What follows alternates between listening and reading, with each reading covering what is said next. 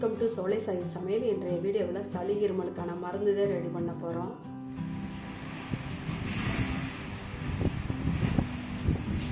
இந்த மாதிரி தொடர்ந்து மழை பெஞ்சிக்கிட்டே இருக்கும். இந்த டயத்தில் மழை காலமாக இருக்குது, அதனால சளி இருமல்லாம் தொந்தரவாக இருக்கும். டாக்டர்கிட்ட போய் மருந்து மாத்திரை சாப்பிட்டாலும் சளியெல்லாம் போகாது, நெஞ்சில் சளி கடிக்கும். அந்த மாதிரி இருக்கிறதுக்கு இந்த மாதிரி சின்ன வெங்காயம், பனங்கற்கண்டு, வால்மிளகு, சித்திரத்தை இதை வச்சு ஒரு மருந்து தான் ரெடி பண்ண போகிறோம். இது மருந்து மாதிரி இருக்காமல் ஸ்வீட்டு சேர்க்கறத கண்டு பனங்கல்கண்டு சேர்க்கறதுக்கு நல்லா ஸ்வீட்டாக இருக்கும். பனங்கல்கண்டு வால்மிளகையும் பவுட்ரு பண்ணி வச்சுருக்கிறேன் பாருங்கள். பனங்கல்கண்டு பவுட்ரு பண்ணி வச்சுருக்கிறேன்.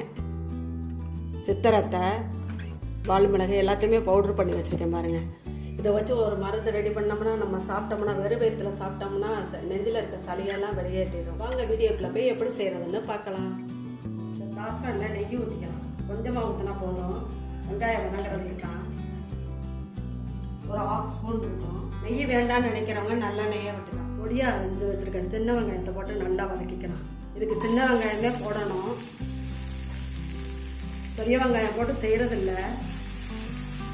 சின்ன வெங்காயத்துலேயும் மருத்துவ குணம் இருக்குது. வால்மிளகு, சித்திரத்தை, பனங்கல்கண்டு எல்லாமே மருந்து சம்மந்தப்பட்டது. நெய்யும் உடம்புக்கு நல்லது.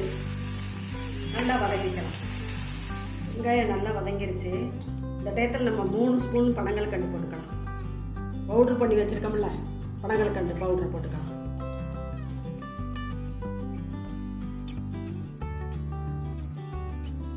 வேறு சீனி, வெல்லம் எதுவும் போடக்கூடாது, பனங்கல்கண்டே போடணும். இந்த அளவு வெங்காயம் போட்டேன், 1 கப்பு. அதுக்கு 3 ஸ்பூன் போதும். மருந்து மாதிரி இல்லாமல் நல்லா டேஸ்ட்டாக இருக்கும், நல்லா ஸ்வீட்டாக இருக்கும். சாப்பிடுவாங்க குழந்தைங்க கூட, நல்லா சாப்பிடுவாங்க. பனங்கல்கண்டுலாம் கரைகிற வரையை நல்லா வதக்கிட்டேன். பவுட்ரு பண்ணி போட்டால் நல்லா கரைஞ்சி. வெங்காயம் பனங்கல்கண்டு நல்லா வதங்கிருச்சு பாருங்கள்.